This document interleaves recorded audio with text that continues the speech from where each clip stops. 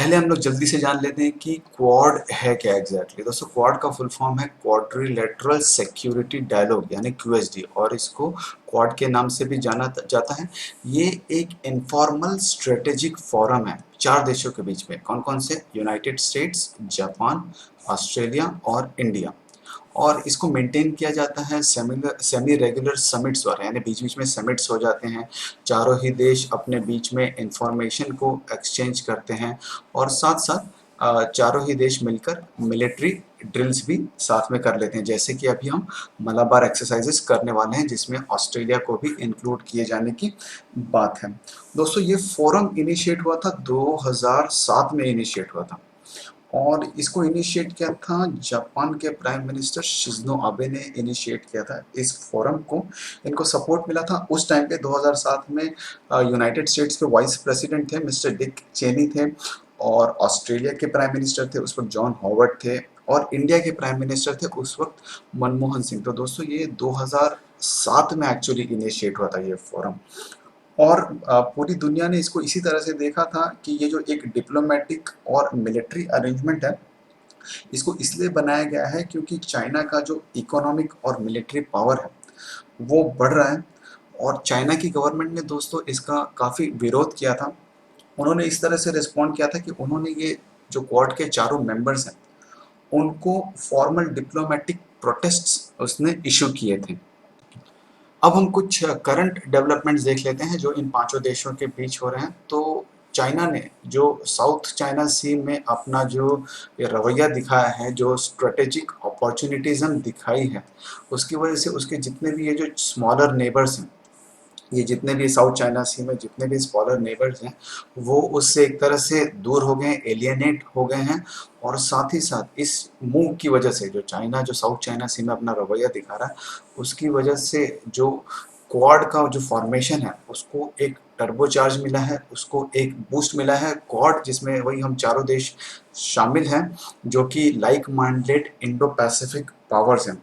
और दोस्तों पिछले ही हफ्ते यूनाइटेड स्टेट्स ने पैसिफिक ओशन और इंडियन ओशन में साइमल्टेनियस नेवल ड्रिल्स करवाए थे अपने डेमोक्रेटिक एलिज जो कि ऑस्ट्रेलिया, जापान और इंडिया हैं।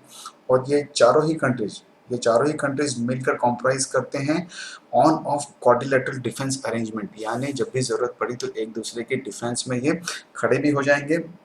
और चारों ही देश मिलकर एक कॉन्सेप्ट बनाने की कोशिश कर रहे हैं जिसका नाम है एशियन आर्क ऑफ डेमोक्रेसी, यानी ये जो चारों डेमोक्रेटिक कंट्रीज हैं, ये चाइना जो कि एक अथॉरिटेरियन स्टेट में पहुंच चुका है उसको कंटेन करने के लिए एक आर्क आर्क ऑफ डेमोक्रेसी बनाने की कोशिश कर रहे हैं। और जो पिछले वीक जो ड्रिल्स करवाए थे यूनाइटेड स्टेट्स ने, उसके ठीक बाद वहाँ के जो सेक्रेटरी ऑफ स्टेट हैं मिस्टर माइक पॉम्पियो, उन्होंने साउथ चाइना सी से रिलेटेड एक पॉलिसी स्टेटमेंट में खुलेआम कह दिया था कि चाइना ने जो भी क्लेम्स किए हैं साउथ चाइना सी पर वो इलीगल हैं, और जिससे कि इनडायरेक्टली उन्होंने ये जो चाइना के जो छोटे नेबर्स हैं उनको भी सपोर्ट कर दिया। दोस्तों अब हम देखते हैं जो चारों देश हैं क्वाड के, वो क्या एक्शंस ले रहे हैं कंबाइनली मिलकर, एग्जैक्टली वो क्या सोच रहे हैं, क्या उनकी रणनीति है। तो यूनाइटेड स्टेट्स दोस्तों इंडिया को अब क्वाड का एक स्ट्रॉन्ग पिलर मानने लग गया है। क्यों दोस्तों? क्योंकि पहली बार हुआ है ऐसा जबकि इंडिया को इनवाइट किया गया है G7 समिट में, जो कि यूनाइटेड स्टेट्स होस्ट करने वाला है दोस्तों। और G7 समिट जो है यहाँ पर हिस्टोरिकली सिर्फ वेस्टर्न लीडर्स ही जाते थे और जापानीज लीडर्स को ही इनवाइट किया जाता था G7 में, लेकिन इस बार इंडिया को भी इनवाइट किया जा रहा है। और यूनाइटेड स्टेट्स के प्रेसिडेंट मिस्टर डोनाल्ड ट्रंप ने ये भी अनाउंस किया है कि वो चाह रहे हैं कि एक एक्सपांडेड 11 मेंबर का भी समिट करवाएं जिसको यूनाइटेड स्टेट्स ही होस्ट करे। और उस समिट में किसको इनवाइट किया जाएगा? रशिया को इनवाइट किया जाएगा, साउथ कोरिया को इनवाइट किया जाएगा, ऑस्ट्रेलिया को भी इनवाइट किया जाएगा, ताकि जो चाइना का जो इन्फ्लुएंस है उसको काउंटर किया जा सके। और दोस्तों इंडिया और यूएस के जो ट्राइज हैं वो इसलिए अच्छे हो रहे हैं क्योंकि इंडिया में जैसे हम लोग जानते हैं दोस्तों रिसेंटली चाइना के साथ जो क्लैशेस हुए हैं हिमालय में, लद्दाख की गलवान वैली में, जहाँ पर कि इंडिया के हमारे 20 सोल्जर्स जो है वीर गति को प्राप्त हो गए थे। इसके अलावा दोस्तों दोनों ही देश नज़दीक इस तरह से भी आ गए हैं कि दोनों ही देशों ने जॉइंट नेवल एक्टिविटीज़ कराई हैं इंडियन और पैसिफिक ओशंस में। इनके जो ट्रीटी अलाइज हैं जापान और ऑस्ट्रेलिया, इनके साथ मिलकर जॉइंट नेवल एक्टिविटीज़ कराई हैं। और पहली बार ऐसा हुआ है दोस्तों इस डिकेड में, 10 साल में पहली बार ऐसा हुआ है कि ऑस्ट्रेलिया जो है वो इंडिया का जो एनुअल मलाबार नेवल एक्सरसाइज होता है यूनाइटेड स्टेट्स और जापान के साथ, उसमें ऑस्ट्रेलिया अब वापस आने वाला है। तो ये एक साइन ये है कि जितने भी चाइना के जो राइवल्स हैं उनके बीच में जो मिलिट्री टाइज हैं वो स्ट्रांग हो रहे हैं, वो और डीप हो रहे हैं। जापान के प्राइम मिनिस्टर शिंजो आबे, इन्होंने एक बात कही थी डेमोक्रेटिक सिक्योरिटी डायमंड की। डेमोक्रेटिक सिक्योरिटी डायमंड इसकी बात कही थी उन्होंने इंडो पैसिफिक रीजन में, जिसकी वजह से जो जो लाइक माइंडेड पावर्स हैं चाइना के अगेंस्ट वो एक साथ आ जाएं। और 2000 से ही जो शिंजो आबे हैं उन्होंने एक्टिवली पुश किया है ग्रेटर स्ट्रेटेजिक कोऑपरेशन को। इंडिया और यूनाइटेड स्टेट्स, जापान और ऑस्ट्रेलिया का जो ट्राइलेटरल अलायंस है उसको उन्होंने स्ट्रांगली पुश किया है। लेकिन दोस्तों शिंजो आबे ने जो क्वाड्रिलेटरल प्रपोज किया था, ये उन्होंने प्रपोज किया था एक्चुअली 2007 में ही किया था, लेकिन इसको बहुत सारे ऑब्स्टेकल्स का सामना पड़ा आने वाले कई सालों में। हुआ क्या था एग्जैक्टली, इंडिया और ऑस्ट्रेलिया इनके ऑलरेडी चाइना के साथ टाइज जो थे वो स्टेबल थे और ट्रेड रिलेशंस काफ़ी इम्पोर्टेंट थे। इसीलिए इंडिया और ऑस्ट्रेलिया क्वाड के साथ जुड़ने में थोड़ा हेजिटेट कर रहे थे, क्योंकि ये एक एंटी चाइना अलायंस था और उनको अपने टाइज को प्रिजर्व करके रखना था। इसके अलावा यूनाइटेड स्टेट्स की जो गवर्नमेंट थी वो भी ज़्यादा फोकस कर रही थी टेररिज्म को कॉम्बैट करने में। उस वक्त उनका फोकस चाइना के खिलाफ नहीं था, टेररिज्म जो कि मिडिल ईस्ट और अफगानिस्तान में चल रहा था उसके खिलाफ फोकस कर रही थी बराक ओबामा की जो गवर्नमेंट थी उस वक्त। और उन्होंने उनका जो चाइना की तरफ जो रवैया था वो एक तरह से उन्होंने एंगेज कर रखा था, एक वो बातचीत चलती रहती थी उनकी चाइना के साथ में। लेकिन उनको ये पता था कि चाइना जो है वो एशिया के स्ट्रेटेजिक रिसोर्सेज का पाइवोट है।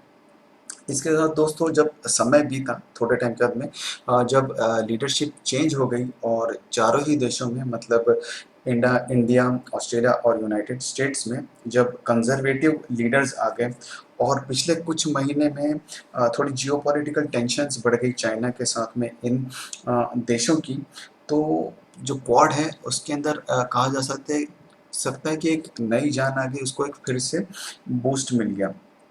और ट्रंप गवर्नमेंट जो कि अपनी जो पिछली गवर्नमेंट से थोड़ी अलग है, क्योंकि उनकी जो पिछली गवर्नमेंट थी वो थोड़े कॉशियस रहते थे, वो थोड़े संभल के रहते थे। लेकिन ट्रंप गवर्नमेंट ने खुले दिल से क्वाड को एम्ब्रेस कर लिया, गले लगा लिया और कहा है कि अगर चाइना से हमें बचना है तो हमें क्वाड का मेंबर बनना ज़रूरी है। और रिसेंटली ही दोस्तों यूनाइटेड स्टेट्स ने कई बार ये कहा है कि अब एक नया कोल्ड वॉर शुरू हो गया, न्यू कोल्ड वॉर शुरू हो गया, जिसके अंदर दुनिया के देश जो है वो डेमोक्रेटिक स्फीयर और ऑथोरिटेरियन स्फीयर के बीच में बट गए हैं। और यूनाइटेड स्टेट्स, इंडिया, ऑस्ट्रेलिया और जापान वो डेमोक्रेटिक स्फीयर के पार्ट हैं और चाइना जो है वो ऑथोरिटेरियन स्फीयर का पार्ट है।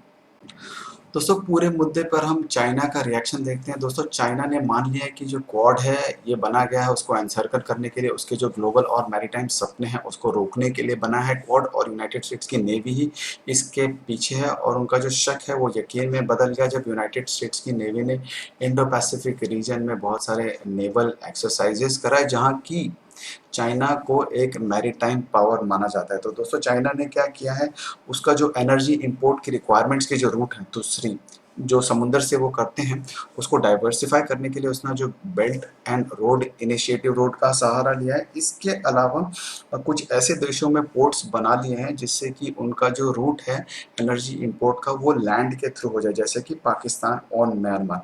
लेकिन दोस्तों अगर मलक्का स्ट्रेट में अगर वहाँ पर प्रॉब्लम हो जाती है, वहाँ से अगर चाइना के इंपोर्ट्स को रोक दिया जाता है तो पाकिस्तान और म्यांमार ये दोनों ही देश इतने सक्षम नहीं हैं कि चाइना के लिए जो प्रॉब्लम उत्पन्न होगी उसको रोक सकते हैं। तो दोस्तों ये था आज का इशू, ये हमने थोड़ा सा डिस्कस कर लिया इसको ब्रीफ में।